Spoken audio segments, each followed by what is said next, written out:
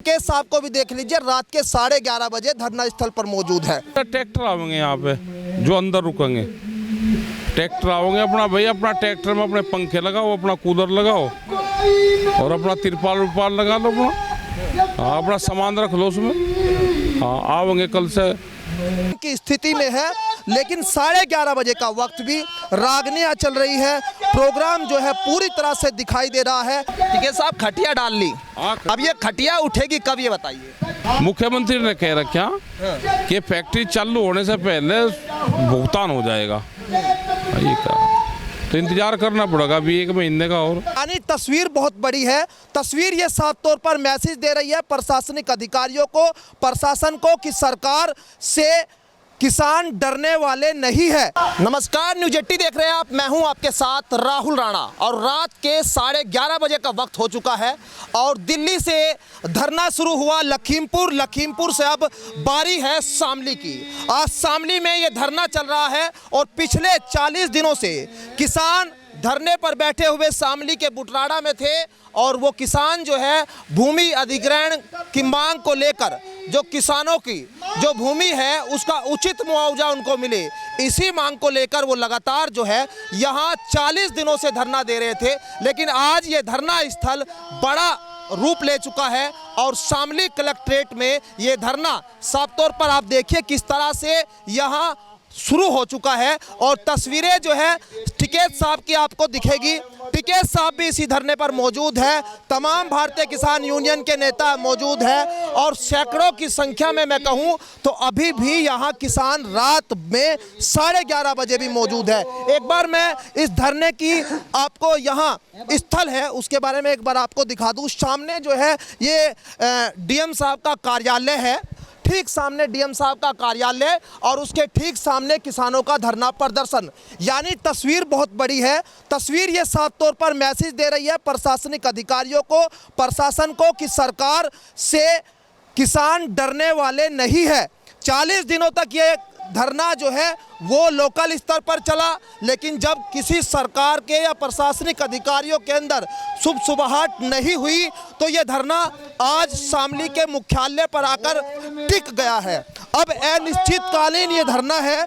आप तस्वीरों में देखिए कि किसान यहाँ रात में विश्राम की स्थिति में है, लेकिन 11:30 बजे का वक्त भी रागनियां चल रही है। प्रोग्राम जो है पूरी तरह से दिखाई दे रहा है। आप अभी भी किसानों के अंदर रात के वक्त भी ये जोश बरकरार है। पूरी तस्वीरें धरना स्थल की देखी और टिकैत साहब को भी देख लीजिए, रात के 11:30 बजे धरना स्थल पर मौजूद है। सो रहे थे, उनसे सोने का उनका समय था, लेकिन यहाँ किसानों के लिए वो धरने पर मौजूद है। सीधा टिकैत साहब से, अब शामली में खूंटा डाल दिया क्या? हाँ, शामली में बैठ गए, ज़्यादा दिक्कत है शामली में। और शामली आंदोलन का उद्गम स्थान है, ठीक है। 650 करोड़ रुपया शुगर फैक्ट्री में बकाया, तो ये एक अन्याय है किसानों के खिलाफ। 650 करोड़ रुपए बहुत बैठता है 3 शुगर फैक्ट्री में। बिजली की सबसे बड़ी दिक्कत यहाँ पे है, मुकदमे दर्ज यहाँ पे हो रहे, वो भी है।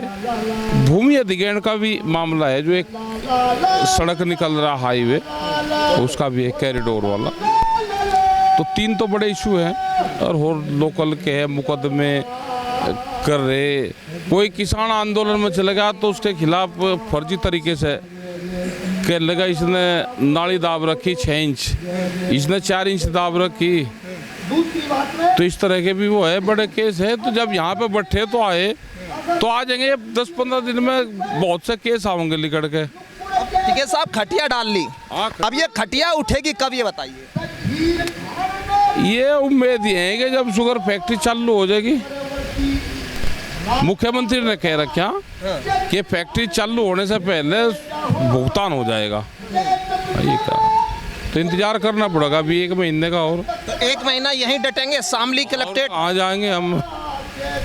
लखीमपुर में गाड़ा खूटा, वहाँ सरकार को झुकाया, प्रशासन को झुकाया, दिल्ली में पहले सरकार को झुकाया, इतनी बड़ी बड़ी जो है मांगे, सरकार घुटनों पे आ गई, लेकिन हुआ बाद में क्या?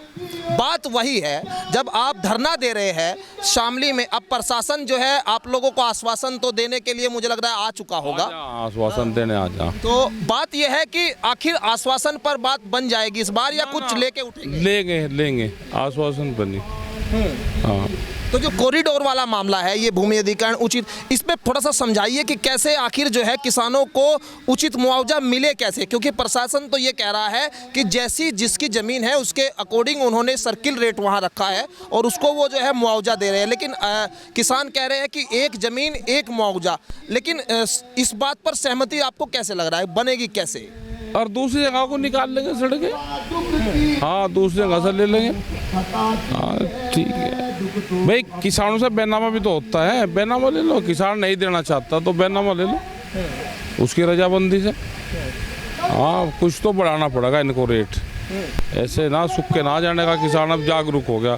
सड़क तो काट देंगे, देहरादून लोग को सड़क जानी तो सड़क तो कहीं ना कहीं काट देंगे। किसान जागरूक हो रहा, और वो जमाने चले गए कि जबरदस्ती ले लेंगे, वो जमाने चले गए, अब वो नहीं रहे। ना सड़क ऐसा है कि एक रात में कब्जा लेकर सड़क बना दी, उसके लिए तैयार बैठा। किसान काम नहीं होने देगा जब तक समाधान नहीं होगा। बागपत से लेकर शामली तक मुझे लग रहा है हजारों की संख्या में ऐसे किसान हैं जिनकी भूमि इस कॉरिडोर के अंतर्गत आ रही है, जिनको मुआवजा मिलना था, लेकिन कुछ लोगों को तो मुआवजा दे भी दिया गया है। लेकिन क्या सारे किसान इस बात को लेकर धरने पर सहमति जता रहे हैं किसान? क्योंकि जो बता रहे हैं पैसे भी ले लेंगे और ये आंदोलन में भी रहेंगे, दोनों काम करेंगे। हाँ, दोनों काम करेंगे, ये पैसे भी ले लेंगे और आंदोलन में भी रहेंगे। ये लड़ाई ठीक लड़े हैं अब।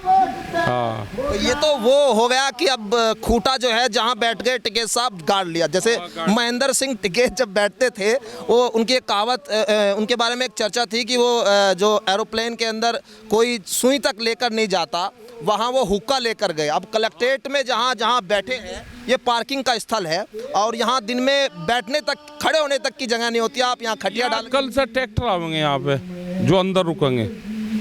ट्रैक्टर आओगे अपना भाई, अपना ट्रैक्टर में अपने पंखे लगाओ, अपना कूलर लगाओ और अपना तिरपाल उरपाल लगा लो अपना।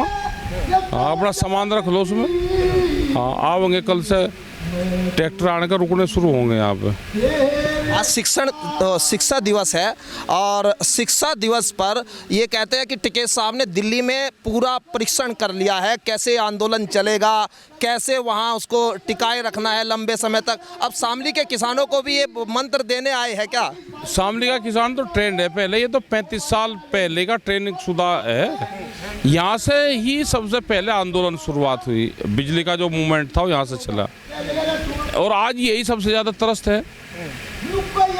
तो इसका मतलब प्रशासन मिली भगत है सरकारों की, और प्रशासन को आगे करते हैं कि आप जाकर बातचीत कर लो, भाई पैसा दे दो, और बातचीत हम करने को लिए तैयार है। किसान अब वो नहीं रहा कि आप लाठी से इसको हाँक लोगे, वो अपनी आवाज़ उठाएगा। अगर अत्याचार होगा तो वो आवाज़ उठाएगा। तो टिकैत साहब, भ्रष्टाचार, बिजली में भ्रष्टाचार, दूसरा किसानों के जो मुआवजे, गन्ना भुगतान, अब आप कैसे लग रहा है डीएम साहब या अधिकारी कोई आपसे आज मिलने के लिए आया तो कैसे? आए थे बातचीत की शुरुआत हुई। वे भी बात करो जाएंगे, हम भी बात करो जाएंगे।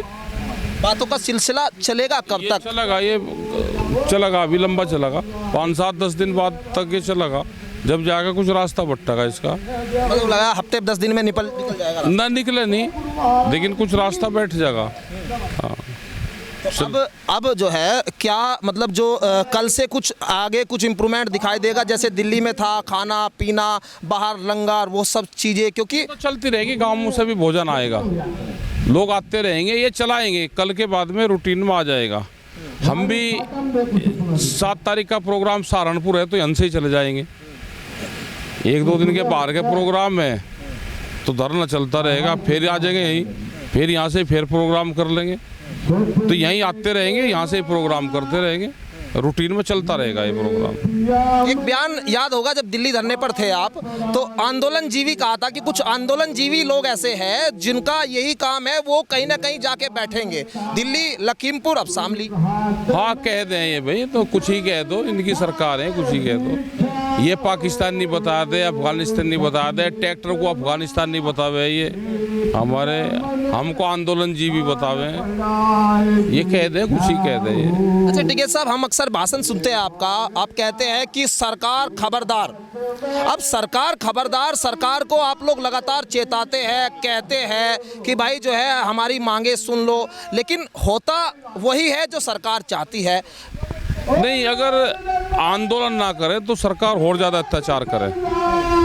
अब हालात ये होगी कि सरकार व्यापारियों की है, ये छीनना चाहते हैं सब कुछ, तो इनसे बचाने के लिए अल्लाह गुल्ला रखना पड़ेगा, हमको जागरूक रहना पड़ेगा। और किसान अब जागरूक हो गया, जो छोटा दुकानदार है वो भी जागरूक हो गया, क्योंकि छोटा दुकानदार भी बर्बाद होगा, मंडियाँ सब बर्बाद होगी, बिकेंगी, बड़ी बड़ी कंपनियाँ आ रही वो डायरेक्ट खरीद करेगी, ये जो आड़ती हैं, ये जो दुकानदार बैठे हुए हैं, जो ये व्यापारी हैं छोटे वाला, सब खत्म होगा देश से।